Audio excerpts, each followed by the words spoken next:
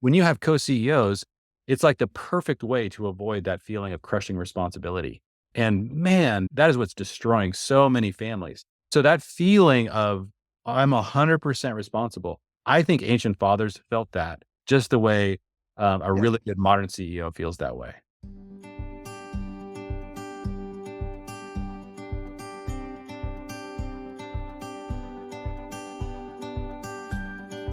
Hey friends, welcome to the 1000 Houses podcast, where we encourage and equip households to make disciples in and through the home. Every episode, you'll hear interviews, teachings, and conversations around what it looks like to turn your home into a hub for mission, community, and discipleship. If you'd like to learn more about what entering into a season of coaching might look like for you and your household, visit 1kh.org for more info. Let's jump into today's episode.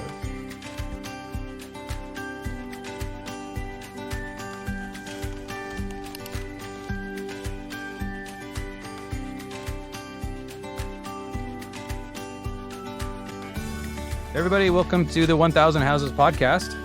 Excited to be joined today by Blake Smith. He lives here in the Northern Kentucky area, right on the Ohio River. Blake, thanks for joining me today. Absolutely. Thanks for having me. I'm excited to chat. Yeah.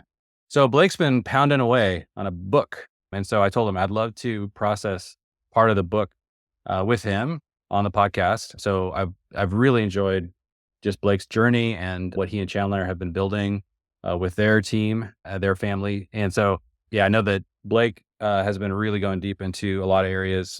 He's actually going to do a housecraft event coming up. This is like sort of a dinner date night that we do. We sponsor through 1000 Houses that he and the Coles, Lucas and Tara. And so we'll be bringing some of the things that they're going to be talking about there on the podcast as well about household systems. But I don't even know what we're talking about today, Blake. What are we hitting? Yeah. No, this is going to be a surprise. So I was excited. So the core thesis of the book that I'm writing really is coming from that concept in 1 Timothy 3, which talks about if you want to be an elder or an overseer, you want to be able to run your household well. Specifically, it says, for if someone does not know how to manage his own household, how will he care for God's church? Right. And so it's like, it also starts that whole paragraph about elders out by saying, if anyone aspires to the office of overseer, he desires a noble task. So it's like, yes, I aspire to be an elder of the city, not like just a board member of a 501c3 like nonprofit thing, an actual elder, someone in my 60s, 70s, 80s who people come to for wisdom. And one of the core criteria in terms of especially outcomes is that I manage my household well. And so as Jeremy, we both have kind of been obsessed about what does it mean to manage your household well. And what's interesting is that the word manage is something that I've actually spent a lot of my life doing. I started a venture-backed startup 10 years ago that you were on the board of, Jeremy. And you and I both have been kind of in entrepreneurship, managing other people. And what I started to realize is that a lot of these management systems that we've learned in business or in Silicon Valley for us actually can be cross-applied into managing your household. And so the core thesis of this book, which right now the working title is called Unicorn Family, not the animal unicorn, but the idea of $1 billion business, right? That's the goal of every startup. And it's this kind of rare, unachievable thing. Can I become a unicorn status?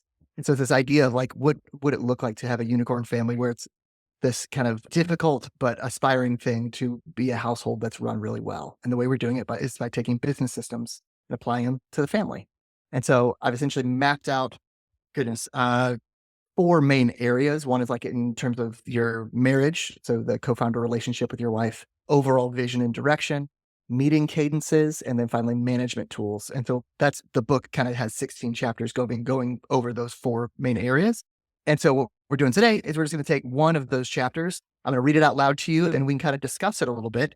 And yeah, I'm honestly excited to get your feedback. It's fun. This is literally first draft, as in this is reading straight from a Google Doc, which is actually, I think, appropriate since you're and my friendship, Jeremy, started on a Google Doc, which is right. Literally about 10 years ago. You were writing your book and I found your Google Doc online. And I think our first communication was some probably nitpicky comment that I made on your punctuation on that Google Doc. And then you saw these edits and you're like, who is this guy? And that's how we ended up meeting.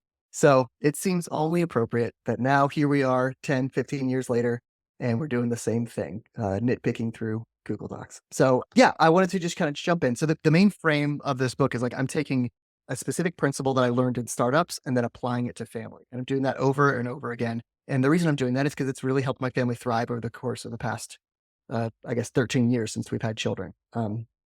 Yeah, so we can jump into it. Any other comments that you have or questions that you have about the book as a whole or anything, Jeremy, or you want to just jump into it? Yeah, why don't you go ahead and read it, and then we'll kind of go deeper into that from there. Okay. Hearing it. Cool. All right. The way I chose which chapter I was going to do was the one that had the most comments from my beta readers so far. I have 30 people reading the book, and so far, the most people have commented on this chapter, maybe because they hate it, maybe because they love it, but that's why we're jumping into it. So the chapter is called Who is the Leader? And we're going to be talking about decision-making hierarchy within the family. Great. So you ready? Yeah, let's do it. Here we go. One of the first things an investor will clarify when engaging with a startup co-founder is who is going to be CEO. This is one of the most foundational questions to starting any organization. Who will be the ultimate leader? Of the 2,200 companies listed in the S&P 1200 and Russell 1000, more than 2,100 of those companies had a singular CEO at the helm. Even looking at civilizations, the vast majority of all humans that have ever existed did so under a government with a single leader at the top. As a species, we've lived under authority, head of a tribe, head of a multi-generational family, head of a family itself. Our species embraces hierarchy in our organizations by nature, almost without exception. Even primates as a whole, without exception, thrive in a hierarchy. Startups are no different. Almost without exception, they have a clear CEO at the top. It is our nature to need someone in charge. Like I said, almost without exception. So when we started our company in 2012, my co-founder and I were uncomfortable with the idea of having one leader. We'd been friends for 5 years, and neither of us really wanted to be the other's boss. And we sure as heck did not want the other person to be our boss. I remember meeting with investors, successful executives, advisors. They all told us we needed to choose a leader. The problem was that as soon as we broached the topic, it started to get really uncomfortable really fast. I remember trying to talk through it on long walks or whiteboarding out different organizational charts. And the moment someone's name was in the CEO slot, the other person wanted to erase it. We were young, we had egos, and neither of us wanted to have a boss. So we decided an elegant solution: co-CEOs. We would divide up the role of CEO according to our natural inclinations. I would pitch, he would oversee finances, he would oversee the product, I would oversee marketing. Certain decisions would need to be jointly decided, like strategy and vision. This was immediately a relief. We both had a top title and could keep our egos intact. We were going to buck the overwhelming data from the history of companies, government, civilizations, and our species as a whole. What could go wrong? Turns out a lot could go wrong. There were some fatal flaws that we quickly discovered in the co-CEO model, especially in a young organization. 1, slowness. I remember an advisor saying having joint decision makers means you're committing to be 3 times slower than your competition. In my experience, this is completely true. Even when you divide and conquer, so many organizational decisions need to cross departments and functions. I think we imagined that most of our decisions would be isolated, but it turned out most of our decisions were cross-functional. In terms of decision quality, it's so important to have joint input to decisions. We had plenty of that, but the problem is that after there is joint input, someone needs to say, okay, I've listened to all sides of this and we're going to do X. 2, team confusion.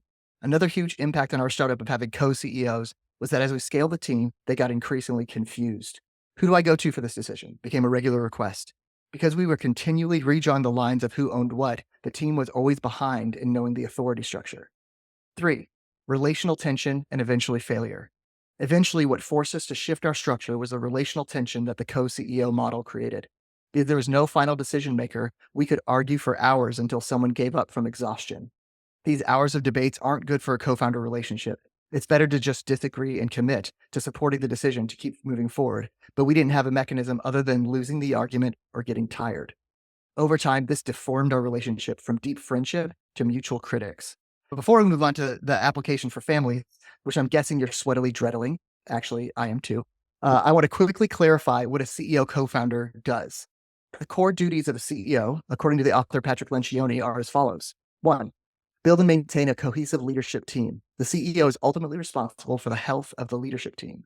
They look for disagreement, relational issues, tensions, lack of trust, and invest the time and effort to eradicate them and build the team to be a high-functioning unit. 2, create organizational clarity. The CEO is responsible for creating clarity on the direction, strategy, mission, vision, and values of the company. They typically will not do this in a vacuum, but instead will be the facilitator and final decision maker of a process to create a well-rounded organizational picture that everyone can see and understand. 3, over-communicate organizational clarity. Not only does the CEO need to create organizational clarity, they have to talk about it to everyone all the time. And then 4, reinforce organizational clarity through human systems. In order for an organization to thrive, it must have documented systems that everyone follows that push the organization in the direction it wants to go. As you can see, the job of the CEO is actually less about decision-making power, although that is an element. It's actually much more about responsibility for outcomes, harmony, and clarity. Without a central owner, these key elements to an organization thriving will suffer. All right, so now the practice for the home. Who is the CEO? Oh no, we're going there. Relax your little sphincter. It's going to be okay. If you're like most modern families, you are likely uncomfortable with the idea of a central authority in the home. Since the beginning of the 19th century in the West, families have been on a steady slope towards egalitarian parenting, where both parents share responsibilities equally and interchangeably. I'm sure there are great arguments for having egalitarian parents that are interchangeable. The topic of this book is specifically about how my wife and I have taken startup practices and tools and applied them to the home. As I said above, egalitarian models do not work in startups or business organizations. So I think the onus is on the person arguing for egalitarian parenting to make the case that families are fundamentally different types of human organizations that require a different model. Until I hear that, I'll continue my chapter. If I'm wrong, I'll write an apology and an addendum. So for now, let's entertain the scary idea that each of our homes needs to have a CEO who is responsible for building up the cohesive leadership team, creating organizational clarity, over-communicating organizational clarity, and creating human systems that reinforce organizational clarity. I think the challenge in front of you is which of you is going to be the CEO. I'm not going to make this decision for you, but I'll tell you what elements contributed to how Chandler, my wife, and I came to a decision on this front. 1, capacity and biology. Over the past 12 years, Chandler has been pregnant 9 times and given birth to 6 children. This takes a huge toll on her body and energy. Sure, I'd like to say that we share that burden equally, but any mother will tell you she bears this weight primarily. We thought it made sense to not have the mother responsible for those elements given her waxing and waning capacity. 2, religion. Chandler and I are both devout adherents to the Christian religion. Christianity, Judaism, and Islam all traditionally select the father as the leader of the home. In modern Christianity, this is a little bit more up for debate, but the Old and New Testament are incredibly clear on this. And then 3, tradition. We both grew up with fathers who were leaders in the home. We knew what that looks like, and we had no reason to reject it. In this book, I'm absolutely not going to die on any hills around who should be the leader in your family organization. However, I will say that having a clear leader, specifically the father, has created clarity, direction, and thriving in our home. I'll stop there. I have a list of tips that comes after that on if you are saying, hey, I'm the leader. We can kind of go through those, but I'll stop there and get kind of reactions on the topic. I'd love to hear your thoughts, Jeremy. Well, first of all, Blake, you are a misogynist. Yes, my apologies. Yes, apparently Well, so. I think it's important to say that because the vast majority of people in our culture have a slur that is primed for this position. In other words, we can't have a reasonable conversation. You are so reasonable in this essay, and I'm excited to get into the details. But I do think it's important to sort of call out at the beginning that most people haven't really thought about this very deeply or very carefully, because once you can attach a slur to a position, you don't have to think about it anymore. They're just an evil person. They're immoral, and there's something broken about them. So it's like, and this is the trick our culture has played on us and just labeling. And this is why we have the fight before the fight about the label. So first of all, I just think it's important to understand the vast majority of people in the secular world, and probably maybe the majority of people in the Protestant Christian world at least, would probably have a determined label for what you just described as misogyny. Yes. And so they won't give it a fair hearing. And so I want to just hear maybe for a second, Blake, how do you deal with that? Like both you and Chandler speak about that. Well, the first thing that I wanted to do in this book is I'm actually not appealing to scripture. I'm actually appealing to what has worked in our home and worked in my businesses.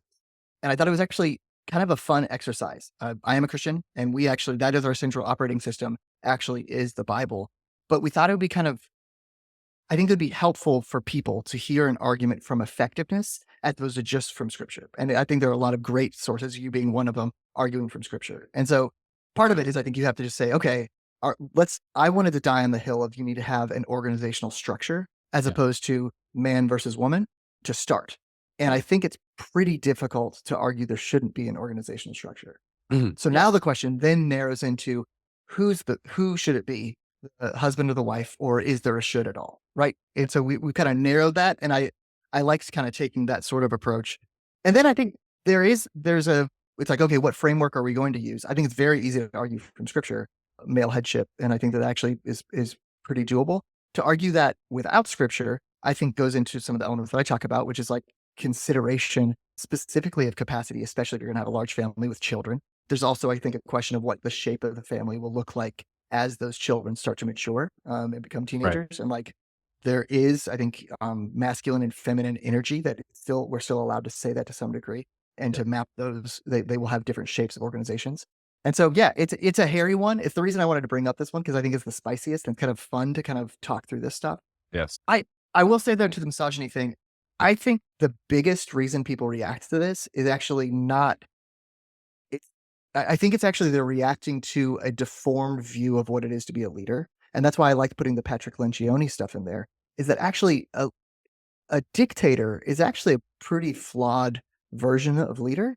And the best organizations don't have a dictator. They actually have a leadership team with lots of confrontation and disagreement. And then finally, okay, now let's choose the best of all the conflicting ideas. And I think in that model, it's actually a lot less scary to have one person be CEO than if you're like, okay, there's one person who's king and everyone else is a servant. That is kind of scary. And I think it's actually a really flawed view of leadership that is inconsistent with the biblical view of leadership that Jesus demonstrates. Yeah, I agree 100%. Yeah, I really enjoyed the way that you framed it from effectiveness and drawing this comparison. I do think it's fair to say, look, we've run this experiment millions of times. Every corporation, every team, if you get closer and closer to the highest performing in any category, you'll see a single leader. It's incredibly rare to see two leaders at the top of especially, and this is why I think competition is so valuable, because oftentimes in a competition like the NFL, for example, you would look at that, and if they discovered that two head coaches actually outperformed a single head coach, then you would see this phenomenon all over the place of dual head coaches that are constantly winning Super Bowls. It's never happened. It'll never happen. And so to me, that there's an open and shut case, and you describe it in your essay, your chapter. And I think that's really clear. The thing that I think that the thing I want to always be really mindful of is, part of what you're framing is, I think, where people are going to get hung up. Is effectiveness the first consideration? And I think the reason why people freak out is that they have a view that hierarchy determines value. So that's an intuition people have in the West. And so as soon as you say the husband is the leader, he inherently, especially if you say that's a default, then there's something at default about men that they have more inherent value. So that's the first thing they're going to, quibble with. And then if you say, no, it could be the man or the woman, but just needs a single leader, right? That's when I think there's, where you get really into the skill level conversation. Because as soon as you say the man should be, if there are, let's face it, let's probably, I don't know, let's just call it 30% of marriages where the wife is inherently more skilled at visionary leadership than her husband and doing the kinds of things that Lencioni describes. She's more skilled. And then, so then to make you have to kind of walk through both arguments, the argument from value, and then the argument from if regardless of skill, you're going to give that seat to the man because he's male, then of course that just stirs up a whole nother can of worms about the nature of how would you make that kind of decision? And what's the I mean, you gave some of your reasons, but yeah, I don't know how you stir up either of those things, the value or the skill kind of question that also pops up to the surface with this topic. Yeah, I think it's a second order conversation. I think the first order conversation is hierarchy good? Sure. Yeah. Right. And it's like, great, let's at least advance that one first. Then the question is, what operating system we use to decide who's going to be leader. And I think that you can argue from nature, you can argue from skills, like you're describing. You can also argue from tradition, right? You can argue from religion. You can argue, like, there are a lot of different ways that you can do it. And then I think there also is the kind of like the feminine, masculine energy and the question of the shape of the organization as a whole going forward. And so, yeah, I think it's an interesting one. It's like how much I think I've received a lot of comments so far on the question of like, hey, how hard do you want to push on this? Given that I'd say I'm not hiding my Christianity in this book at all, but I am kind of arguing primarily first from an organizational structure thing. And what I've noticed is actually, if you go into now, maybe that's worth calling out. It's like, if you go into the job of the leader and how much work I've put in, I list out my favorite leadership books and just say, hey, if you're the leader, you need to take this seriously and say, cool, like, if you want to take this seriously, you need to read all of these books. I have, let me see how many I have. 20 books that I recommend. So it's like, okay, next step, if you really say, like, I'd say, okay, mom of 3 kids who is also working, who is also doing X, Y, and Z. Next step, now read these 20 books and now start leading these, what is it? 60 to 70 meetings every single year.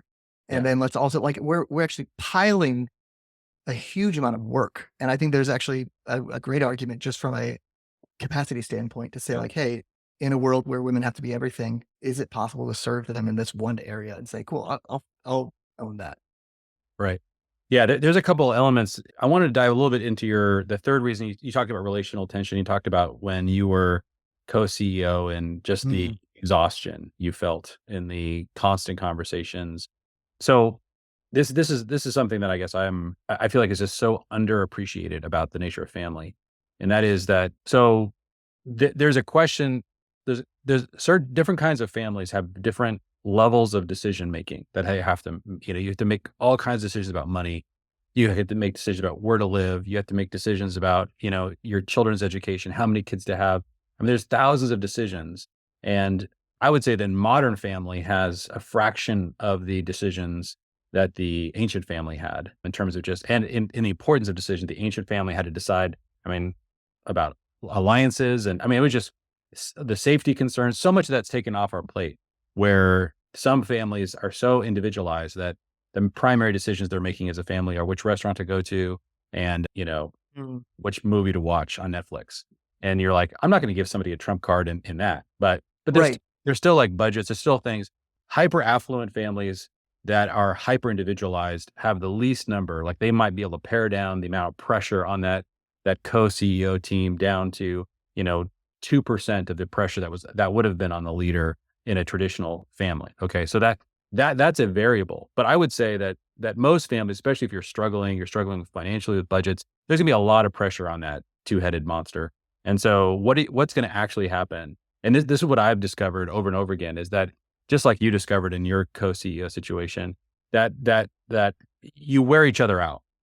For and that is designed to do that. And then as soon as that happens, you've created a pattern in the family. So picture a family where the husband and wife are just constantly fighting. No one's in charge. They're not able to work this out really well. And the husband just says, look, I really wanted to go this direction with our family, but I just can't fight anymore. I give in to you. And let's say that happens at 6 months of the marriage, or a guy who's really resilient and it's like 3 years into the marriage. There's still a single CEO of that family. It's just now it happens through the process of being in a cage match and somebody gets exhausted. And so every time I really get to know a family, I would say there are exceptions to this, but they're very rare.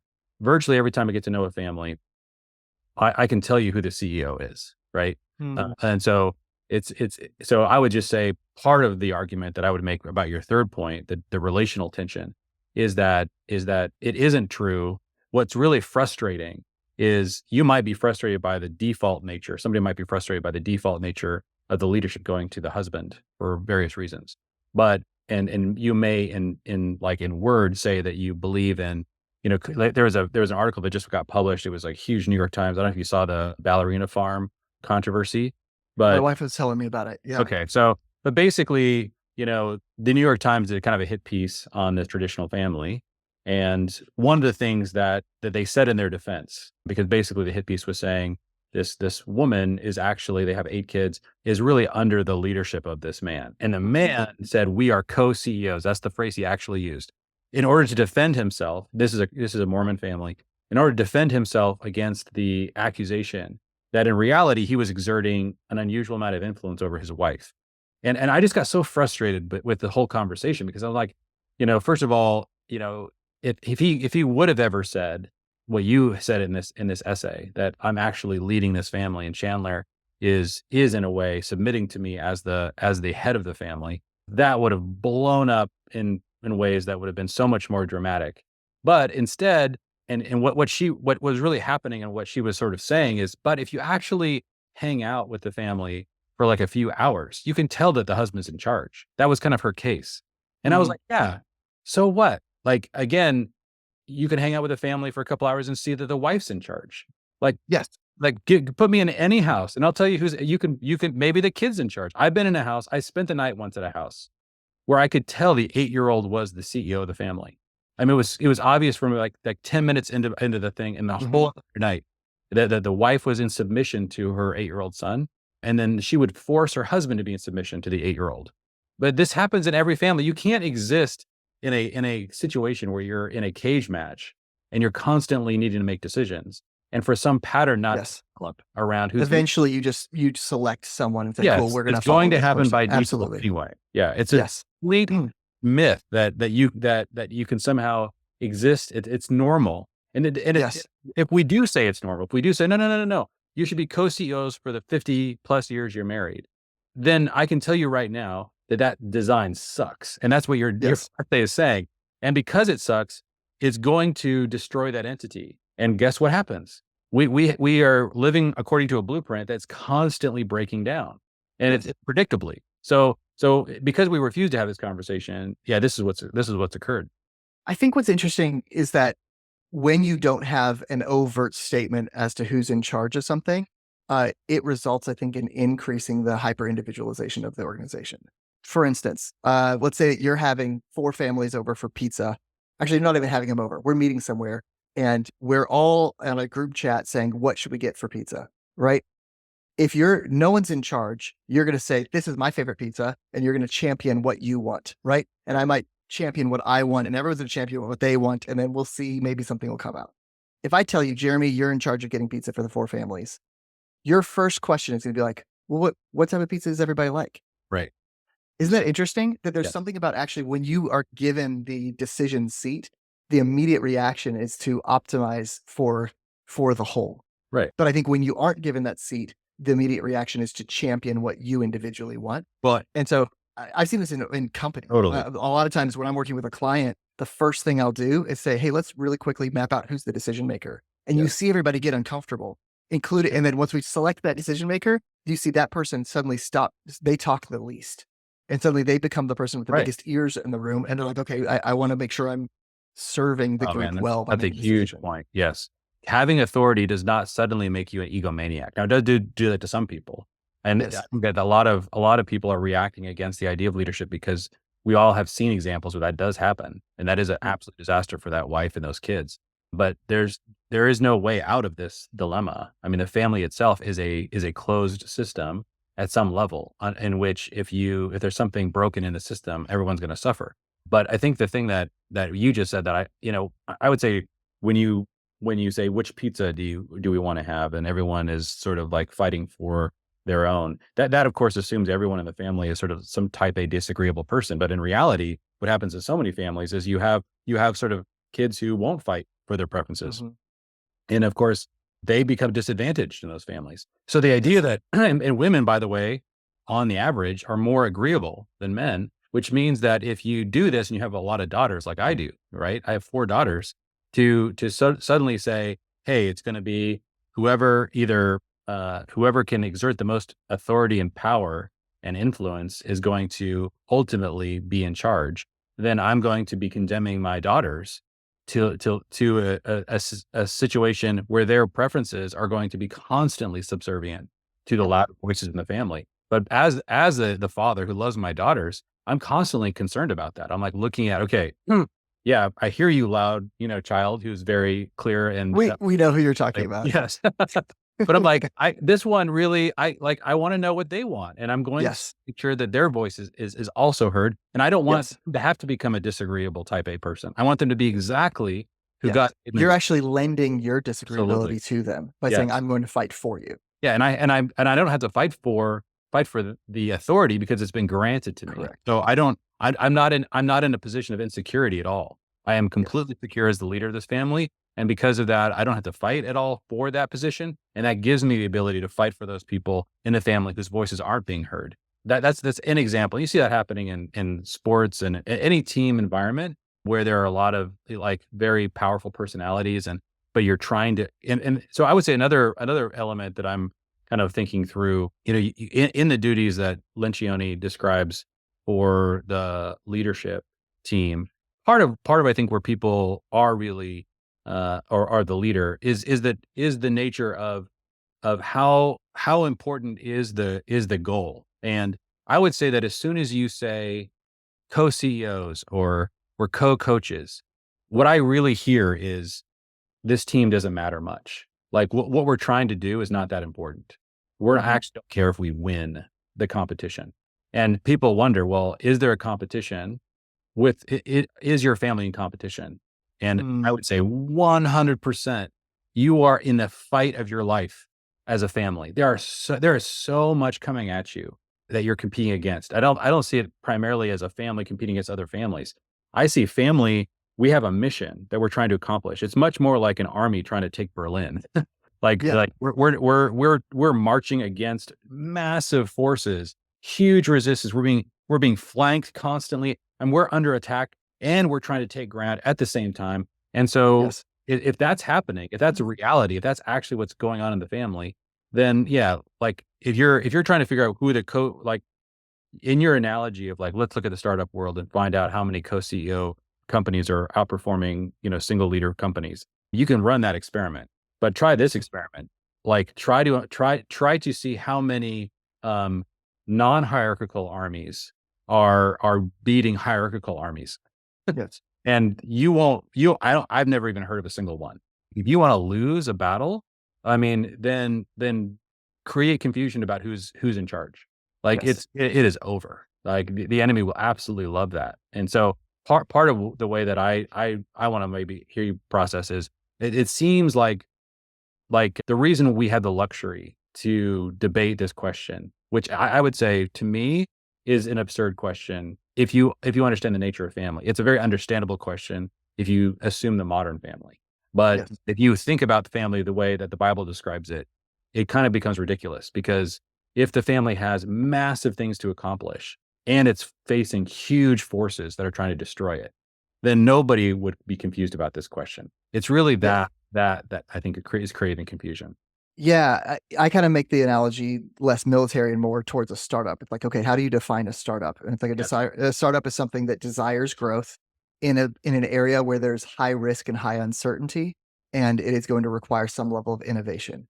And I would say a modern American family in particular are meets all three of those criteria, right? And I think we're actually everyone's already agreed. We want growth, right? Families in general want at least personal growth and individual growth, but I think most families would say, yeah, we would like to grow as a family as well, right? Second is the high risk and uncertainty. We have a less than 50% success rate in marriages, right? As a start. But then as families as a whole, actually carrying on and working together, I think we have a single digit success rates, right? So this is highly uncertain and highly risk. And because of the culture that we're in, it requires innovation. And so it's like, okay, cool. They're in the same category. These are human organizations that are meet those criteria of being a startup. That's why I think these tools apply. Yeah, that's so good. Yeah. So I think if you started with this premise, okay, don't think about the family, but design an organization that's going to have to work together as a team for 50 years and innovate constantly face huge oppositions, make Yes. all kinds of difficult, fast decisions. Now, I want you to design the organizational structure that will likely accomplish that.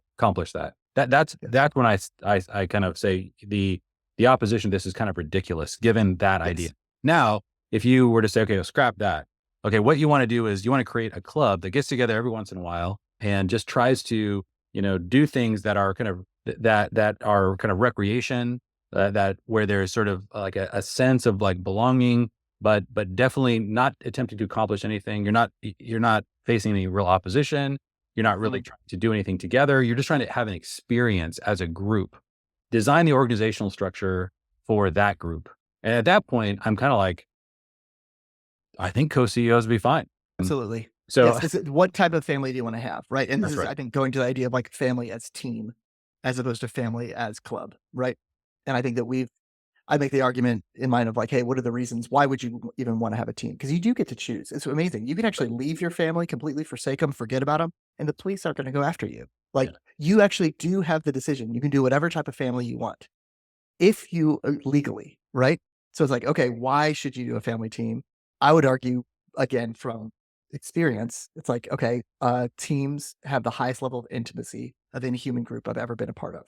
Drinking buddies, cool, but team is like very deep, right? Two is feeling useful is naturally desired by all human beings, especially children. They want to be useful, and a team is a great place for that. Three, marriages work better when there's a goal. And I've just experienced that time and time again with my wife. Like it works better. And then finally, if you have a natural leadership wiring, like I do and like you do, you're going to get bored with any other type of family that exists other than a team. And for me, that's a non-starter. I don't want to forsake my family. So my family's going to have to be a team. Yes. Yeah. 100%. Yeah. I love that. Now there was something I wanted to throw out there in this list of, okay, the leader, slowness, team confusion, relational tension. These are the three that you pointed out. Mhm. The one that really gets me, I don't know if it fits under one of these categories or it's its own bullet, but I think that a single leader makes one person feel responsible. This is kind of like the tragedy of the commons problem we talked about before. And I think the difference is enormous. Like in the in sort of the literature about like CEOs, they use the phrase monkey on your back. They basically say somebody in the organization has to have the monkey on their back because they're basically like, because I don't, one of my biggest struggles as CEO, when I was a CEO of a company, I would say one of the biggest mistakes that I've made was that I wanted to feel as responsible. I wanted to share the responsibility equally with my leadership team. I didn't want to feel more responsible than them. It felt uncomfortable to me. And so I was like, no, we're all in this together. I just am in this one seat where I have authority. And so I would like sit in these meetings and I would want to go along with the consensus. And I just, and this is part of the curse of being an agreeable person, and I am. And so this is one of the things that made me, an underperforming CEO. And I had to learn it in one of the main reasons, by the way, I wanted to be CEO of a company for a season was to become a better father. Because I'm like, I know there's Yes. things that my temperament and there's certain skill deficiencies that I have that are going to hurt my family. So I'd rather work them out in the context of a business and then brings more of those skills back into the family than to experiment on my family. My family is just too important to me to be the primary arena where all of my failures are being experienced. And so I went into the business world, and I would say that one of the things that I regret about my performance as a CEO is that I was able to diminish the feeling of the monkey on my back. And I think that when you feel and you see this with really, really good CEOs, when they're in the room, they feel 100% accountable and 100% responsible for everything they're hearing. There's there's something on our customer service. There's like, our product sucks. Like, they take all of that personally. And that does something to the organization. And this allows them to fire people that are at a really high level. And you don't fire your kids in a family context, but you make really hard decisions. Like, and they'll make decisions that personally make them feel terrible, but they'll make them for the organization because of the level of ownership they feel. Now, Yes. when you have co-CEOs, it's like the perfect way to avoid that feeling of crushing responsibility. And man, that is what's destroying so many families. Fathers come home and they're like, my kid is like, he's complaining and arguing constantly. My wife, she seems kind of miserable. Like, our family culture, everything's a mess. And he's like, I don't feel responsible at all. Like, I'm responsible for what happens at work, but all this weird stuff at home, we share it magically or amongst us. Maybe my wife is more responsible. So I'm like, what's your problem? Why don't you grade this stuff? I don't, but and so that feeling of I'm 100% responsible. I think ancient fathers felt that just the way a Yeah. really good modern CEO feels that way. Yes. And this is like Jocko with, extreme ownership. It's like any problem that I see, Yep. I am ultimately responsible for this problem Yes. and it's my fault. Right. And taking that blame, I All my think fault. that will, create more action in an organization than any other framework of looking at problems. I think that's actually a separate point. I think that that's worth adding, which is I think that this idea of tragedy of the commons, and it's like without a clear owner at the very top, problems can fester, and it becomes just part of the situation. You might just be co-complainers as opposed to someone actually taking action and changing something. Yes. Awesome. Well, let me if we could do one more round Yeah. on and get into the most controversial, I think, element of this thesis. And that is is there something inherently about being a male, you know, that Mhm. makes you uniquely capable of being the leader of the family? This is a really, really tough part of the conversation. And you listed, capacity in biology as one thing. So Chandler's Yes. pregnant a lot, and that's tough. Your faith and tradition. So I wanted to maybe, and I don't know if this fits under one of these. It might. Maybe it's part of the biology. And what's really tough about the word religion, which I think is totally appropriate for the argument, but I think what it conjures up that might be a little bit tough is that when I think of religion or my faith in particular, my faith in the Bible, my faith in Christianity, I don't primarily put it under the category of religion. I put it under the category of truth, right? Yes. So is there something innate about the world? And so my faith is telling me that there are these truths that are just that are baked into nature. And so one of the things that I guess I'm wondering, I'm curious how you feel about this part of it, is that in my family, for example, April is a much more skilled manager than I am. And she's like, I've worked with many, many managers in Mhm. business. And I would say April is probably a 9 or a 10 at managing, and I'm around a 3 or a 4. Okay. So That's generous.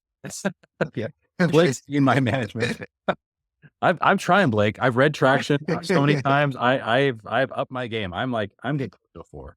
So I'm like, part of what happens in the context of our family, however, is if my wife tries to manage and lead the family as a whole, for whatever reason, they respond differently to my leadership, Yes. much more gracious about me leading than April. And so part of what happens is April and I, behind closed doors or in our meetings, we will get to a place of consensus on a lot of things. But man, when we're a united front before the family, it's so important that I not throw my wife under the bus and say, because you're a better manager, I need you to use your management skills and start to lead the family because I suck at that. Because actually, and so part of what even happens in our context is April literally will coach me all the time, like via text or in our meetings. Hey, Jeremy, you should probably talk to, like, she will coach me. But if she exerts management over the family, it will always feel like it'll be taken in a more frustrated, negative, annoying light to our family than if I exert leadership. Is that because I'm a man? Like, why is that? And you can see this dynamic a little bit in the business world. I mean, people talk about all the time that, when a woman is leading, there is a sense in which she can be perceived, and, women bemoan this all the time in leadership. Like they're the exact same thing being done by a man is taken differently by a business. So the bossy, bitchy kind of like language that we use around women, we don't use it anymore, but people think it and talk about it, in when they're talking about the topic. This is a consistent thing. And I think that how women have overcome this in the business world is they've actually learned to become to to adopt a more masculine leadership style within the business world, so that they can overcome, if they're just very, very feminine in the way they lead, it seems to elicit a lot of these reactions that women are trying to overcome and are very frustrated about the basic inequality. But in the family, where you want your wife to be maximally motherly, maximally feminine, fully living into who she is, and then you tell her you also need to function as the organizational head. it seems like that's where it breaks down really badly. You can't use the tools that we use in business to overcome kind of the challenges that people have with the difference between male and female leadership. Yes. Yeah, I think it's a very uncomfortable conversation in 2024. Yeah. And I still find the conversation uncomfortable. But what I've experienced is the more we've leaned into traditional masculine and feminine roles, the more our family has thrived. A very basic one is that of home protection, right? Initially, that was not on my radar. I grew up in a suburb and was just kind of like, yeah, don't need to lock the doors, don't need to own any sort of protection. I don't think I even had a baseball bat under my bed, even. Like, it was just like, yeah, like, we'll be fine. And as I started starting to take just protecting our home a little bit more seriously, I noticed like my wife was hugely relieved. And like it was actually taking a burden off of her. And like literally her just tension in life went down as I started to take that. And she began to thrive more. I was like, oh, that's really interesting. And it feels like each of these steps that we've taken has resulted in the family thriving more. So the one that we've done most recently is Chandler describes it as masculine parenting energy, which is we have a 13-year-old boy. And in Chandler has now at this point said, I'm not going to engage if he gets oppositional or if he starts to push back on me. She just says very quietly and sweetly, I'd like you to go and talk to your father. And she just stays in that zone. And then, suddenly I'm sitting here working and then he comes in this door over here and I say, what happened? And he explains it. I say, okay, what'd you do wrong? And then he explains it and say, now what are you going to do differently? And then he explains it and say, all right, go do it. And it's over. And like my emotional level went from 0 to maybe 0.5 and then back down to 0. Zero didn't ruin my day, didn't ruin Chandler's day. And the situation is that could have been 8 out of 10 energy drain on my wife. And it was like, oh my gosh, seems to be working. And the more we've kind of leaned into that, the more it's worked. Right. And And what we want to do culturally is again, retreat back to skill and not gender as the only variable in that equation. But what you just described, that there was gender, involved in that there was male energy that you don't want to expect from your wife, who you need her to and this is the reason why, to me, the ultimate way of resolving this is to understand that gender is a family construct, not a social construct. In other words, that our maleness and femaleness were created by God in Genesis 1 to create a certain kind of family. We can read that right in Genesis 1. And so he gave us gender to create a certain kind of family. So when you try to equalize the family and say, don't represent your gender in the family, represent only your skills, and we want everyone to be as gender neutral and as androgynous as possible, the family gets much weaker. Like yes. the team of a feminine woman who's living out these mother skills, and a masculine father who's living out the role of all the masculine strengths. This is what actually makes a family thrive. And so this, to me, is what people really hate about your thesis. And I think that the real strength of the thesis, I would say, is resting in part, at least, on the fact that masculine energy and masculine strengths were designed for the family, and the need to have a visionary leader, a protector, a provider, all those elements that a father or a man needs to feel, it's going to create the most thriving kind of family if both of those, the man and woman, lean into those the sort of biological and innate elements of their strengths, as opposed to trying to resist them. But culturally, because we value equality above family, there is a desire to try to somehow erase that reality. And the fact that it makes for weaker families is a cost that our culture is willing to pay. But I think that we have to take a step back and decide, do we want to pay that price for ignoring gender roles? Right. Yep, I agree. Oof, man. Yeah. So, well, I love these conversations. I think they are really hard to have. I love your essay, your chapter. Yeah, this is so important. And I think the framing from you described 1 Timothy 3, the Bible itself is saying we need to create well-managed homes. Yes. households. And so we need help more. We need people to be explicit more than ever about what it takes to have a well-managed household.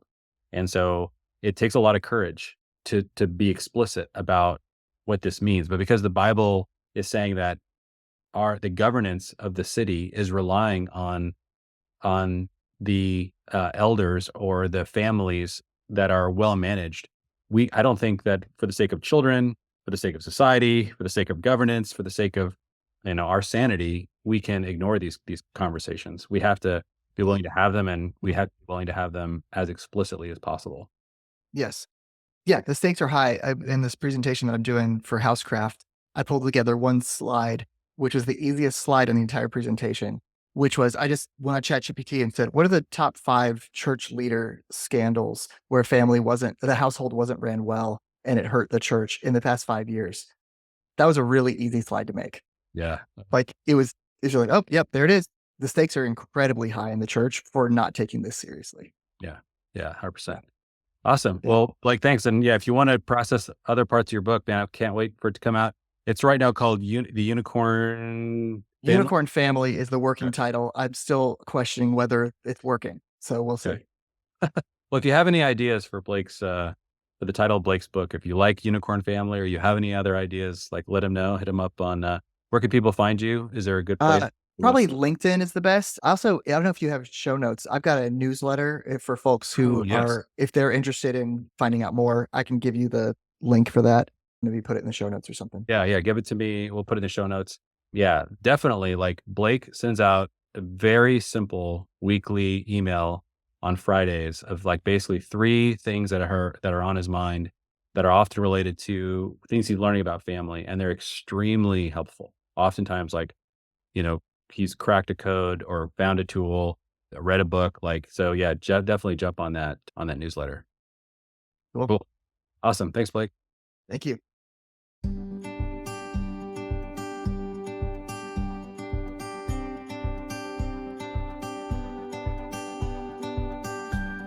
Well, friends, thanks for listening to today's episode. If you'd like to learn more about 1,000 Houses or discover what a season of coaching might look like for you and your household, visit 1kh.org.